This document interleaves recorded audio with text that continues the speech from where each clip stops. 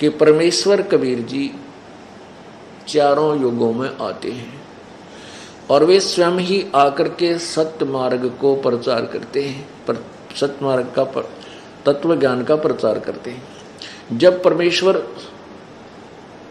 सतयुग में आते हैं उनका नाम सत्य सुकृत होता है और वो छोटी ही आयु में, बिल्कुल छोटी सी आयु में 2-3 वर्ष के ही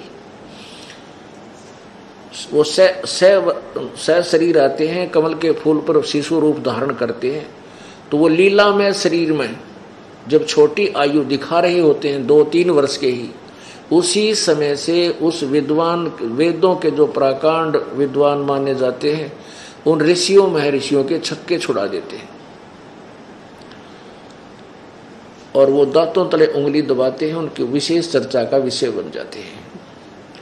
लेकिन उस बालक को, उस परमेश्वर के ज्ञान को वो ऋषिजन स्वीकार नहीं करते।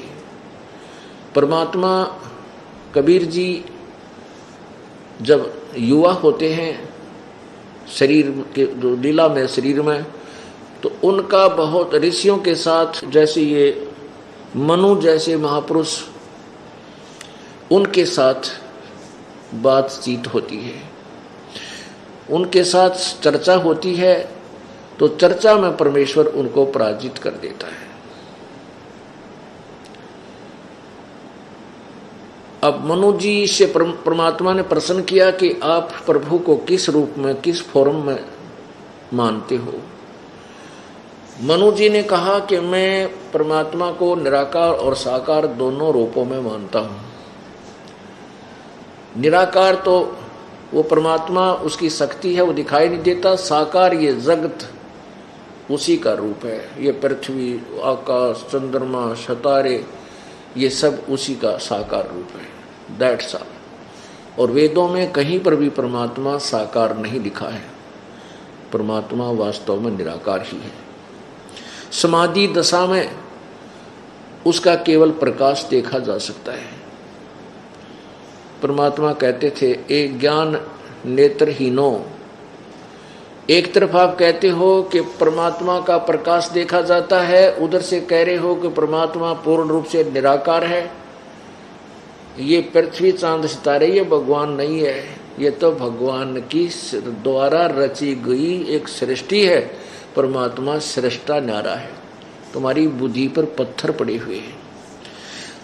और बहुत अच्छी तरह चर्चा करते हैं, वेदों को बताते हैं कि यजुर्वेद अध्याय नंबर 5 के मंत्र नंबर 1 में लिखा है, अग्ने तनुषि विष्णुवेत्वा सोमस्य तनुरसि।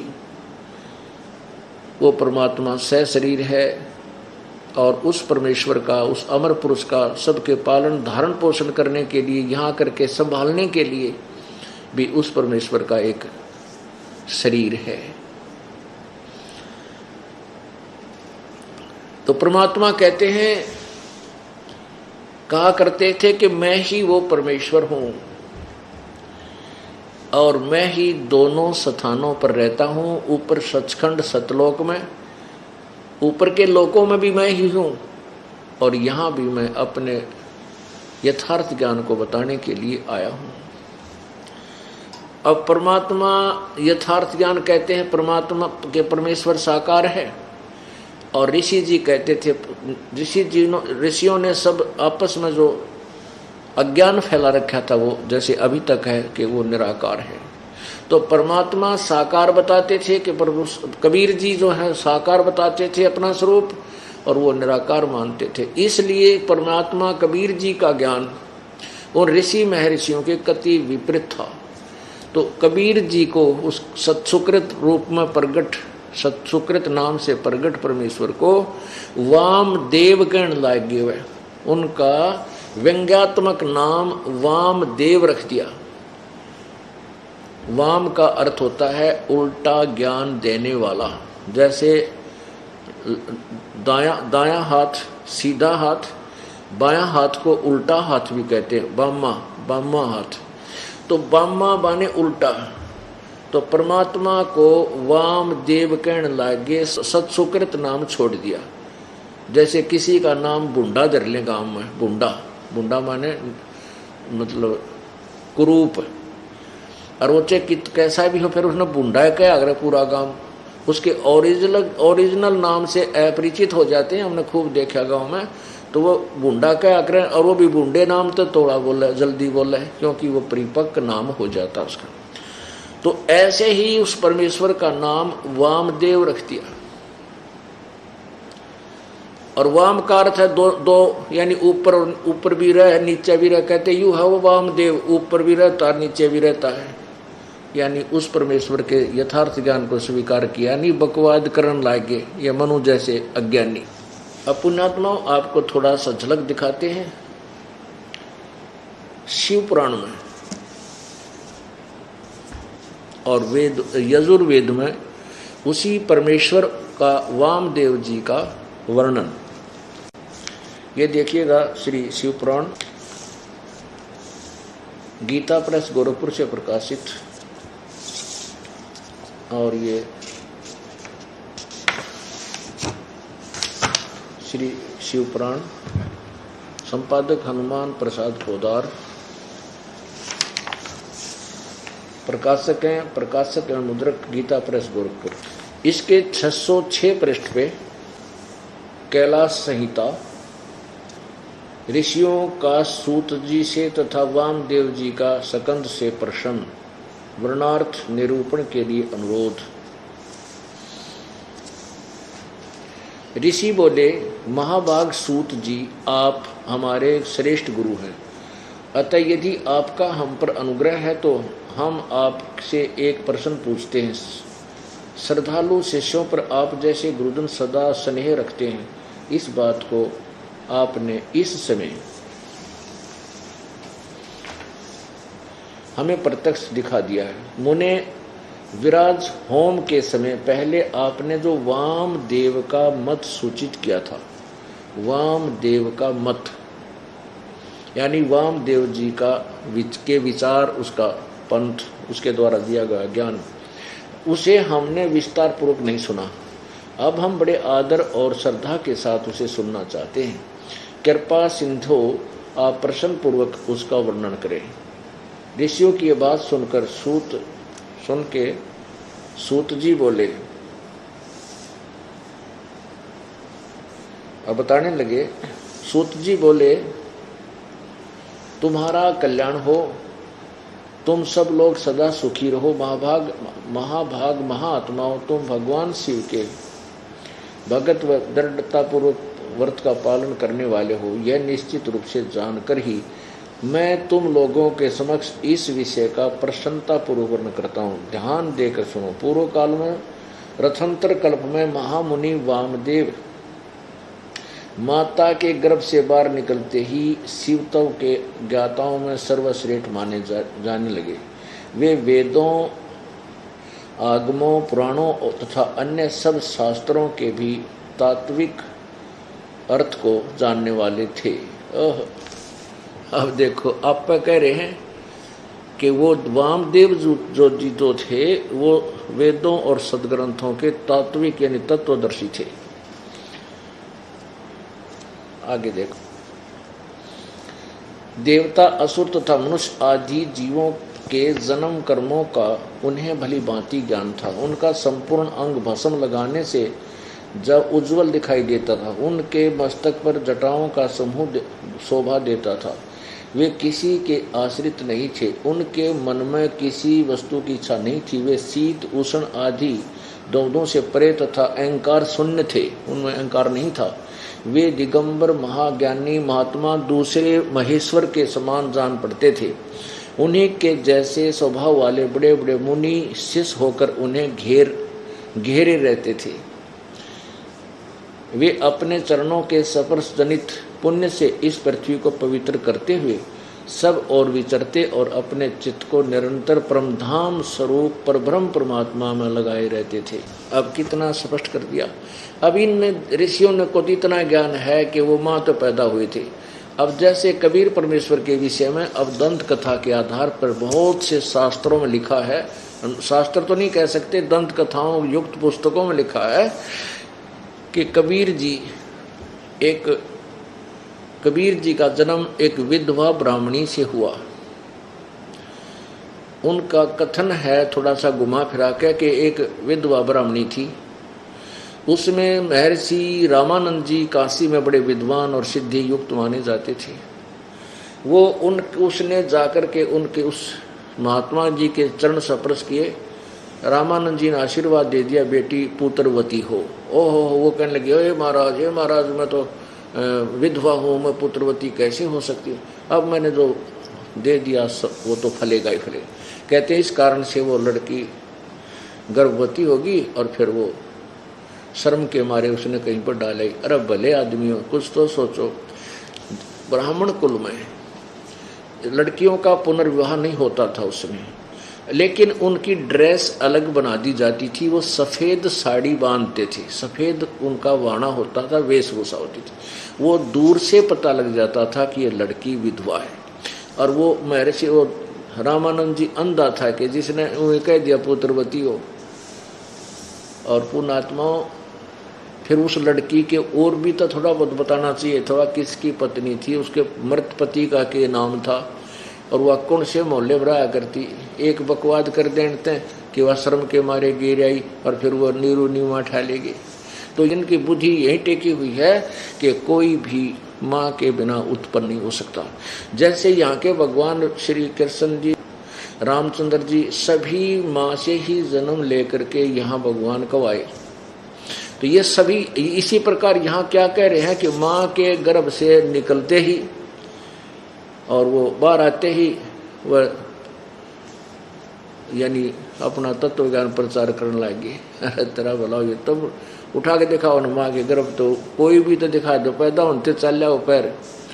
ये तो परमात्मा चले चलाए थे और माँ से पैदा नहीं हुए थे, छोटी ही आयु में 2-3 वर्ष के ही, क्योंकि लीला में शरीर को मालिक अपना दिखाते हुए आगे चलते। नहीं तो कोई ना माने, नहीं सोचो जादूगर है, कोई उसने सेवड़ा कहने लग जाए और कोई उसको जो है ना भूत प्रेत मान कर उसके निकट भी ना जाते। भगवान कह जाए वो 1-2 चमत्कार तुरंत कर दें। तो इस प्रकार परमात्मा ने थोड़ी आत्माओं को विधिवत ही समझाना उचित समझा। अब क्या लिखा है,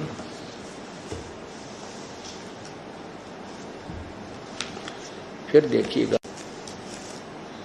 वामदेव माता के गर्भ से बाहर आते ही निकलते ही शिव तव के ज्ञाताओं में सर्वश्रेष्ठ माने जाने लगे। वे वेदों, आगमों, पुराणों और अन्य सब शास्त्रों के भी तात्विक अर्थों को जानने वाले थे। फिर वो घूमते फिरते रहते थे, इन सब संतों ऋषियों के साथ विचार विमर्श करते थे और उनके छक्के छुड़ाकर फिर आगे चल पड़ते थे। एक बार इसमें लिखा है कि वो वामदेव जी अपने कुछ शिष्य जो बन गए थे उनके साथ कार्तिकेय के पास गए, जो भगवान शिव का पुत्र है, उसको सकंद भी कहते हैं। उसके पास गए तो पुनः क्या वार्ता की, ये देखिएगा। पृष्ठ 610 पे शिव पुराण और कैलाश संहिता में श्री सकंद ने कहा, महाभाग मुनीश्वर वामदेव, तुम्हें साधुवाद है, क्योंकि तुम भगवान शिव के अत्यंत भक्त हो और शिव तत्वों के ज्ञाताओं में सबसे श्रेष्ठ हो। तीनों लोकों में कहीं कोई ऐसी वस्तु नहीं है जो तुम्हें ज्ञात ना हो, तथापि तुम लोक पर अनुग्रह करने वाले हो, इसलिए तुम्हारे समक्ष इस विषय का वर्णन करूंगा। इस लोक में जितने जीव हैं वे सब नाना प्रकार के शास्त्रों से मोहित हैं। परमेश्वर की अति विचित्र माया ने उन्हें परमार्थ से वंचित कर दिया है। परमेश्वर की अति विचित्र माया ने उन्हें परमार्थ से वंचित कर दिया है। अतः परवण के वाचार्थ भूत साक्षात महेश्वर को वे नहीं जानते। वे महेश्वर की सगुण निर्गुण तथा त्रिदेवों के जनक परब्रह्म परमात्मा हैं। मैं अपना दाहिना हाथ उठाकर तुमसे शपथ पूर्वक कहता हूँ, यह सत्य है, ये सत्य है, सत्य है। मैं बार बार इस सत्य को दोहराता हूँ कि परवण के अर्थ साक्षात शिव ही हैं श्रुतियों और स्मृति शास्त्रों पुराणों तथा आगमों में प्रधानता उन्हीं को परवण का वाच्यार्थ बताया गया है। अब देखो 611 पृष्ठ पे 2 लाइन और 1 लाइन और वे ही साक्षात साकार और निराकार परमात्मा है। अब इन कित रो है, क्योंकि मैं ठोक कर कहता हूँ शिव जी तो ऊपर कोई भगवान नहीं है, सत्य है सत्य है सत्य है। अरे बिरानवाटी और इन सारे की ज्ञान किसी को है नहीं, अपनी थ्योरी को फाइनल मान करके और पूरी दृढ़ बैठे। अब इससे क्या सिद्ध करना चाहता है ये दास के परमेश्वर चारों युगों में आते हैं और प्रत्येक युग में अपने तत्व ज्ञान का प्रचार करते हैं और सबके छक्के छुड़ा देते हैं, परंतु वो अभिमानी और अज्ञानी परमात्मा के उस यथार्थ ज्ञान को स्वीकार नहीं करते। लेकिन अब सब करेंगे। अब कैसे करेंगे, क्यों करेंगे, ये आने वाले इस 2 दिनों में आपको स्पष्ट करेंगे।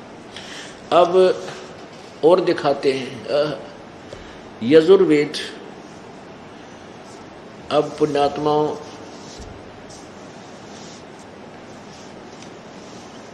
हमने ऋषि महर्षियों को बहुत उत्तम और बहुत ही विद्वान पुरुष मान रखा था। इनके द्वारा लिखी गई पुस्तकों को हम फाइनल मानते थे कि इन्होंने वेदों को जाना और समझा, सही लिखा है। महर्षि दयानंद, वैसे तो हम इसको महर्षि नहीं कह सकते क्योंकि हमें तो पता लग गया कि था, लेकिन इसका नाम महर्षि पक गया। एक व्यक्ति ने अपने बच्चे का नाम डीसी रख रखा था, डीसी, तो उसने डीसीए नाम से प्रसिद्ध होगी। और एक बेबे का नाम मेजर है, अब उसका नाम वास्तविक कुछ भी है पर उसका नाम मेजर धर रहे है, तो वह मेजर के नाम से प्रसिद्ध होगी। और मेजर के में सैकोनी बात एक सिंपल भक्तनी है। ऐसे ही आम इसने एक नाम धर लिया कि मैं ऋषि दयानंद। यो सिंपल आदमी था, इसका नाम है मैं ऋषि, पर यू मैं ऋषि में ऋषि नहीं है। ये तो आप फाइनल समझ लेना और प्रमाणित कर दूंगा आपके समक्ष। अब इसने के थ्योरी बता रखी है आपके सामने, इसके 4 सिद्धांत तो फेल कर दिए। एक तो ये कि परमात्मा एक है, ईश्वर एक है, अनेक नहीं, ब्रह्म एक है, अनेक नहीं। और ये स्वयं ही 7वें समोल्लास में प्रथम तो ये पहले स्टार्ट में तो ये कहता है कि ब्रह्म एक ही है, अनेक है नहीं, वेदों में कहीं नहीं लिखा। और फिर 151 पृष्ठ पे बोलता है, 154 पृष्ठ पे प्रश्नकर्ता कहता है कि परमात्मा साकार है व निराकार। तो स्वामी जी उत्तर देते हैं, महर्षि जी उत्तर देते हैं कि निराकार।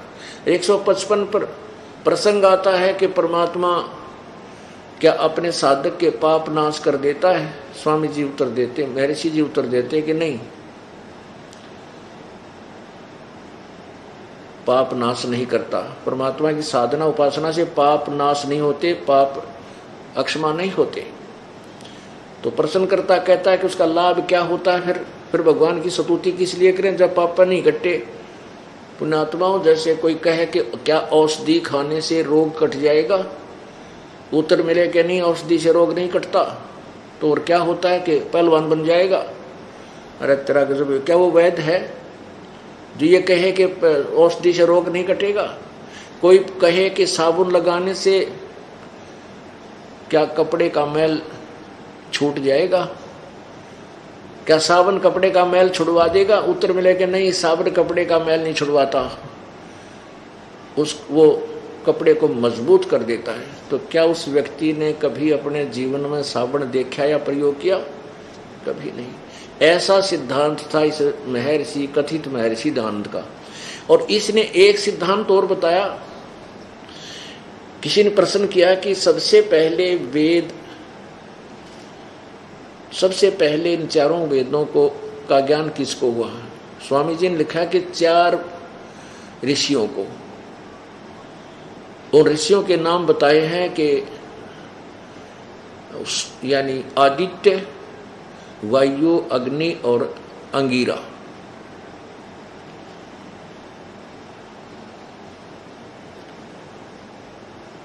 वायु, अग्नि,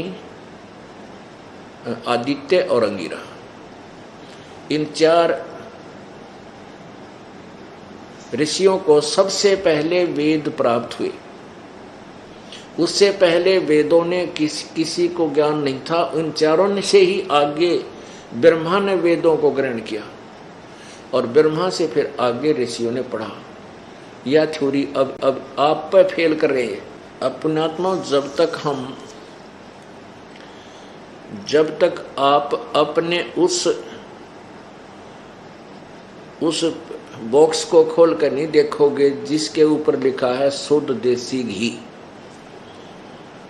यानी शुद्ध भैंस व गाय का देसी घी, और दास ने अपना खोल के देख लिया कि उसमें तो गोबर है, लेवल है देसी घी का, है गोबर।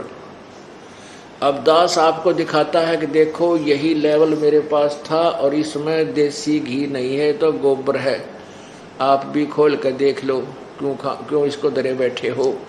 तो इस सत्यार्थ प्रकाश रूपी जिसके ऊपर वेदों का लेवल ला रखा था कि वेदों अनुसार ज्ञान है, तो इस दास ने वो जो हमने भी लेकर रखा था यो देसी घी का पीपा मान के, अब यो टीन खोल के देख लिया, इसमें गोबर भरा पाया। मन ने तो दिया पटक, औरों को दिखाऊं, देख तो तेरे वाले में भी देख ले खोल कर क्या घी है कि गोबर है इसमें।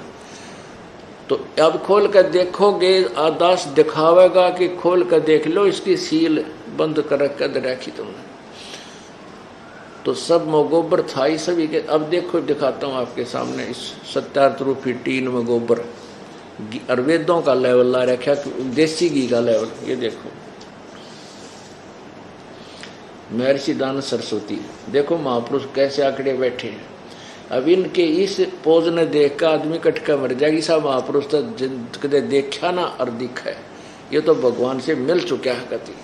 और वेदों का ऐसा ज्ञाता बस पूछा मत। ये दंत कथा सुनाने वाले ने क्या करते, महर्षि दानंद ने तो समाधि लाला वेदा के अर्थ ढूंढे हैं भाई, ये तो बड़ा महाविद्वान था। अब ये देखिए इसकी समाधि बांग पिए पढ़ा रहा करता। ये देखो सत्यार्थ प्रकाश, ये कहते हैं वेद आदि विविध सद शास्त्र, शास्त्र प्रमाणई, यानी वेद आदि सत्य शास्त्रों के प्रमाणों से इसका रचा गया है। किसके द्वारा?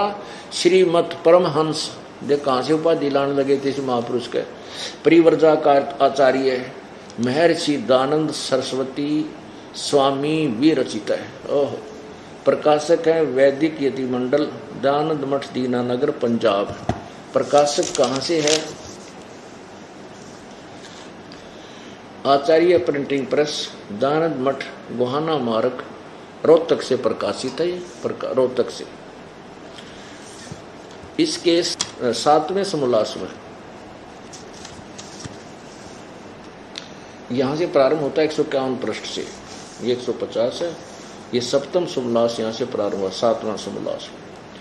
प्रश्नकर्ता ने प्रश्न किया, वेद में ईश्वर अनेक हैं, इस बात को तुम मानते हो या नहीं? उत्तर, नहीं मानते। महर्षि जी कहते हैं क्योंकि चारों वेदों में कहीं यह नहीं लिखा कि जिससे अनेक ईश्वर सिद्ध हों, किंतु यह तो लिखा है कि ईश्वर एक है। अब ईश्वर एक तो कहें लिखा है, वेदों में कहीं लिखा कि अनेक ईश्वर हैं। अब देखो आप, अरे वाह, प्रथम समोल्लास में आप ही लिख रहे हैं 15 पृष्ठ पर कि सबसे बड़ा होने से ईश्वर का नाम ब्रह्म है। ईश्वर को ब्रह्म भी कहते हैं, ब्रह्म कहो चाहे ईश्वर, आगे समझ में, ब्रह्म कहो चाहे ईश्वर। अब यहाँ कहते हैं, यहाँ ये समझो कि स्वामी जी कहते हैं कि चारों वेदों में कहीं नहीं लिखा कि जिससे अनेक ईश्वर में अर्थात ब्रह्म सिद्ध हो, अनेक ब्रह्म सिद्ध हो। और देखिए और तेरा गजब भैया, अब देखना 7वां समोल्लास 154 पर किसी ने पूछा कि भगवान साकार, ईश्वर साकार है व निराकार, ब्रह्म साकार है व निराकार? उत्तर, स्वामी जी का निराकार। अब देखो 155 पर, अगले पर झूठ बोल दी। 155 पृष्ठ पे 7वां समोल्लास।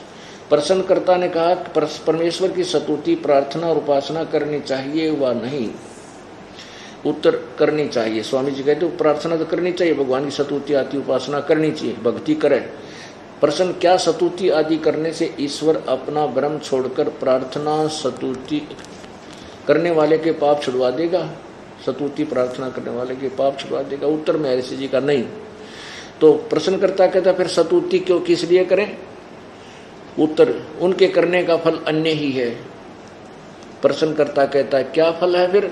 स्वामी महर्षि दांत कहते हैं स्तुति से ईश्वर में प्रीति, उसके गुण कर्म स्वभाव से अपने गुण कर्म स्वभाव का सुधरना, प्रार्थना से निरअभिमानता, उत्साह से सहाय का मिला, उपासना से परब्रह्म से मेल और उसका साक्षात्कार होना। इस एक के सेंटेंस में इस निराकार की परिभाषा भी खत्म होगी और अनेक एक परमात्मा एक ब्रह्म है वह भी खत्म होगी। परब्रह्म का अर्थ होता है दूसरा ब्रह्म, दूसरा ईश्वर। जैसे ये ब्रह्म को ईश्वर कहते हैं, दूसरा ईश्वर, एक जैसे दादा एक परदादा, नेक्स्ट यानी अन्य। अपने आत्मा इसने कित रोए और तेरा गिर भैया। अब एक आप कह रहे हैं कितना कहीं नहीं लिखा दो अनेक ब्रह्म सिद्ध हो, अरे कहते हैं उस परब्रह्म से मेल हो जा साधना करते हैं, लेकिन पाप कटे नहीं और उसका साक्षात्कार हो जा। साक्षात्कार तो निराकार का हो ही नहीं सकता, साकार का होता है। अब इसके दो सिद्धांत फेल हो गए। एक ब्रह्म एक अनेक नहीं है और दूसरा परमात्मा निराकार है। तो साकार आप सिद्ध कर रहे हैं उसकी, और मेल भी साकार से होगा, निराकार से मेल क्या हो? तो पहले ही मिला था तो सर्वव्यापक मानते हैं, उसमें कण कण में विद्यमान मानते हो, तो फिर साधना से के मिल जाओ। अब तीसरी थ्योरी वेद समाप्त खत्म करेगा, कंडम करेगा जिसको ये सत्य मानते हैं। यजुर्वेद अध्याय नंबर 8 का मंत्र नंबर 13, जिसमें 6 बार लिखा कि परमात्मा घोर पाप को भी नाश कर देता है। अब देखिएगा पुण्यात्मा, वैसे ये बहुत बार दास दिखा चुका है, लेकिन प्रत्येक सत्संग में लगभग 70% श्रोता बदल जाते हैं। इसलिए प्रत्येक को ये लेक्चर, ये वचन, ये ज्ञान देना अनिवार्य समझता है दास, ताकि प्रत्येक तक ये सत्य पहुँचे और फिर वो अपने टीन खोल कर देख लें घर पर जाकर और फिर उनसे कंपेयर कर लें जो दास ने सच्चाई बताई है, फिर दृढ़ हो जाएंगे। फिर परमात्मा पाना कोई ज़्यादा कठिन नहीं है। ये निर्णय होना मुश्किल हो रहा है कि वो दुर्लभ है कि हम कौन सी विधि अपनाएं जिसे परमात्मा प्राप्त हो, और उसका कहाँ प्रमाण है कि इसे भगवान मिलता है, उसके लिए अपने सदग्रंथ ही प्रमाण है। अब यजुर्वेद देखना, ये महर्षि दयानंद सरस्वती द्वारा ही इसका अनुवाद है।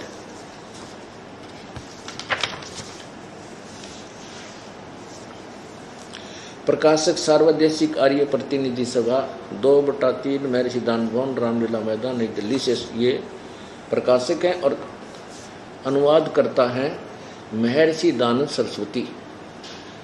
भाषा भाष्य यानी अनुवाद, हिंदी में अनुवाद इस महर्षि दयानंद ने किया है।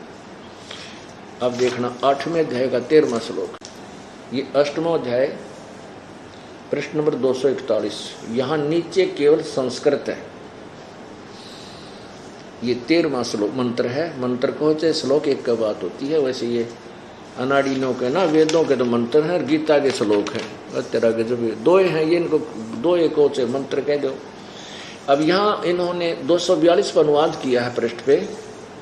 हे सबके उपकार करने वाले मित्र आप। मित्र माने परमेश्वर, ईश्वर, क्योंकि ये स्वयं ही सिद्ध कर रहे हैं स्वामी दयानंद जी। देखिएगा सत्यार्थ प्रकाश के प्रथम समोल्लास में ही प्रश्न नंबर 18 पे ये कहते हैं मित्र का अर्थ परमेश्वर समझे।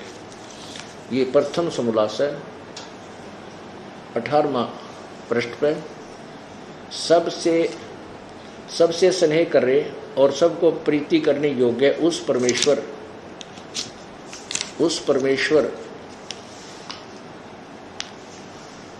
वह परमेश्वर सबका सच्चा मित्र है। इससे परमेश्वर का नाम मित्र है। तो यहाँ मित्र मीन परमेश्वर समझे। 242 पृष्ठ पे, हे सबके उपकार करने वाले परमेश्वर, मित्र माने परमेश्वर आप। दान देने वाले के एन से माने अपराध, अपराध को चाहे पाप को, क्योंकि एन से माने पाप, ये खुद अनुवाद किया है।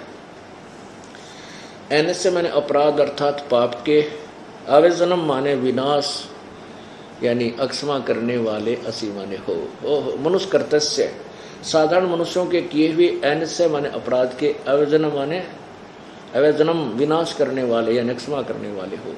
पिता के किए हुए, एन से माने विरोध आचरण लिखा है, यहाँ हम पाप ही कहें, अधर्म अपराध ही कहें, पाप के अच्छे प्रकार हरने वाले हो।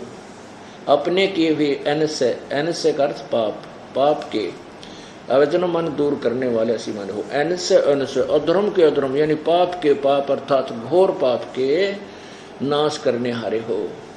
जानता हुआ मैं जो कुछ भी अधर्म आचरण किया करता हूँ वह करूँ, अनजान मैं तो जो कुछ भी किया करता हूँ वह करूँ, उस सब के, एन से माने पाप, पाप को, पाप के दुष्ट आचरण नहीं, पाप के, अवजनम माने दूर करने वाले, आप असी माने हैं। इसमें वेद ने तो तोड़ पाड़ दिया कि भगवान सारे घोर जान के अनजाने में जो भी पाप हो चुके हैं वो सबको नाश कर देता जो सच साधना करे।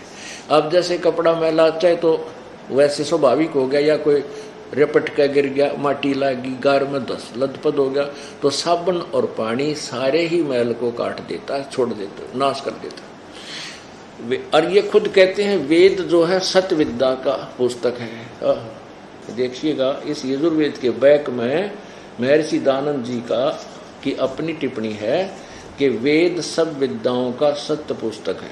महर्षि दानंद, वेद सत्य है, ये पता नहीं इसके मुंह तक क्यों करने के लिए एक सच्चाई कि वेदों में जो लिखा वो सत्य है, लेकिन महर्षि दानंद ने लिखा वो वेदों के विपरीत है। तो क्या है वो? असत्य अर्थात गोबर है। अब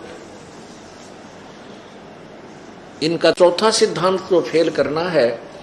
इन्होंने कहा कि सबसे पहले चार ऋषियों को परमात्मा ने उनके अंदर जीव सत रूप में, जैसे ये काल क्या करता है, ये किसी भी प्राणी के अंदर भूत की तरह प्रवेश करके, जैसे श्री कृष्ण में प्रवेश करके महाभारत करवा दी, और विष्णु पुराण में आपको दिखाया था कि एक राजा के शरीर में प्रवेश करके राक्षस मार दिए देवताओं के पक्ष में। तो ऐसे ही इसने जीव सत रूप में यानी जीव की तरह सतीत होकर उनके अंदर प्रवेश करके और चारों वेदों का ज्ञान कहते हैं एक एक ऋषि को दिया। महर्षि दानंद की सोच ये है कि उससे पहले यानी चार ऋषियों में क्यों दिया ज्ञान। किसी ने प्रश्न किया कि वो सबसे अच्छी आत्माएं थी, सबसे पहले उनसे अच्छी आत्मा, चारों से अच्छी आत्मा कोई नहीं थी, इसलिए उन पवित्र आत्माओं में परमात्मा ने ज्ञान दिया और फिर उन चारों से आगे ब्रह्मा ने प्राप्त किया, ब्रह्मा से फिर आगे ज्ञान फैला। यह थ्योरी उनकी गलत है। और स्वयं कहते हैं यजुर्वेद अध्याय नंबर 12 के मंत्र 4 में कि वेदों के मंत्रों के यथार्थ अर्थों को वामदेव ऋषि ने जाना और पढ़ाया। तो इसे सिद्ध हुआ कि उन चारों ऋषियों से पहले भी वेद, चारों वेदों को वामदेव जी समझे और पढ़े और जानते थे और पढ़ाते थे। नहीं तो वामदेव जी का जिक्र वेद में नहीं आता। यदि सबसे पहले उन चारों ही ऋषियों को प्राप्त हुए होते, उसके बाद अन्य को प्राप्त होते। ये सिद्धांत स्वामी जी का कति गलत सिद्ध हो गया। ये देखिए सप्तम समोल्लास पृष्ठ 173 पे, जब परमेश्वर निराकार सर्वव्यापक है तो अपनी विद्या का उपदेश जीव सतरूप से, जैसे जीव की तरह किसी में प्रवेश करके जीव से जीव आत्मा में प्रकाशित कर देता है, फिर वह मनुष्य अपने मुख से उच्चारण करके दूसरे को सुनाता, इसलिए यहाँ दोष नहीं आता। अब किसी ने क्या लिखा है कि किन के आत्मा में कब और कब वेदों का प्रकाश किया। उत्तर महर्षि जी का। प्रथम अर्थात सृष्टि के आदि में सबसे पहले परमात्मा ने अग्नि, वायु, आदित्य और अंगिरा ऋषियों की आत्माओं में एक एक वेद का प्रकाश किया। अब किसी ने कहा, प्रश्नकर्ता कहता है कि इस वचन से ब्रह्मा जी के हृदय वेदों का उपदेश किया, यह यदि अग्नि आदि ऋषियों में के आत्माओं में कहा। फिर अग्नि आदि आत्माओं ऋषियों के आत्माओं में कहा। उत्तर, ब्रह्मा के आत्मा में अग्नि आदि के द्वारा स्थापित कराया। देखो मनु का ये इसका अर्थ भी न गलत किया स्वामी जी ने, जो अपने समर्थन में ये लिया ना श्लोक, इस मनु का जो इसका भी अर्थ गलत किया है यहाँ अपनी अज्ञान सोच को सिद्ध करने के, ठीक रखने के लिए। जिस परमात्मा ने आदि सृष्टि में मनुष्यों को उत्पन्न करके अग्नि आदि चारों ऋषियों के द्वारा चारों वेद ब्रह्मा को प्राप्त कराए, और उस ब्रह्मा ने अग्नि, वायु, आदित्य, अंगिरा से ऋग, यजुर्साम और अथर्ववेद का ग्रहण किया। उन चारों ही ऋषियों में वेद का प्रकाश किया, अन्य में नहीं। इससे ईश्वर पक्षपाती है। वे ही चार सब जीवों से अधिक पवित्र थे, अन्य उनके सदृश नहीं थे। वे इसलिए पवित्र विद्या का उन्हीं में प्रकाश किया। इससे सिद्ध हो गया कि महर्षि दयानंद की सिद्धांत अनुसार इन ऋषियों से पहले किसी ऋषि ने वेद को नहीं जाना ना देखा। अब यजुर्वेद में अप वो सच्चाई के छुपे कहते चोर चोराई तोमड़ी, वो गड्ढे पानी में, वो गड्ढे वो ऊपर आवे न सच्चाई छनी ना। अब वेद तो सत्य है, और इसने अपनी सिद्धांत अपना सत्यार प्रकाश में वेदों के कंप्लीट विपरीत अपोजिट ज्ञान पर रखा है। तो इसलिए वेदों से जो ज्ञान नहीं मिलता वो अज्ञान है, पूर्ण रूप से अज्ञान है। महर्षि दयानंद का सत्यार प्रकाश पूर्ण रूप से अज्ञान से भरा हुआ है। अब देखो यजुर्वेद उन्हीं के द्वारा अनुवादित, ये कहां से छपा? वही जो का तो सार्वदेशिक कार्य प्रतिनिधि सभा 2/5 महर्षि दयानंद भवन, बरामला मैदान, नई दिल्ली। महर्षि दयानंद सरस्वती कृत। अब देखो ये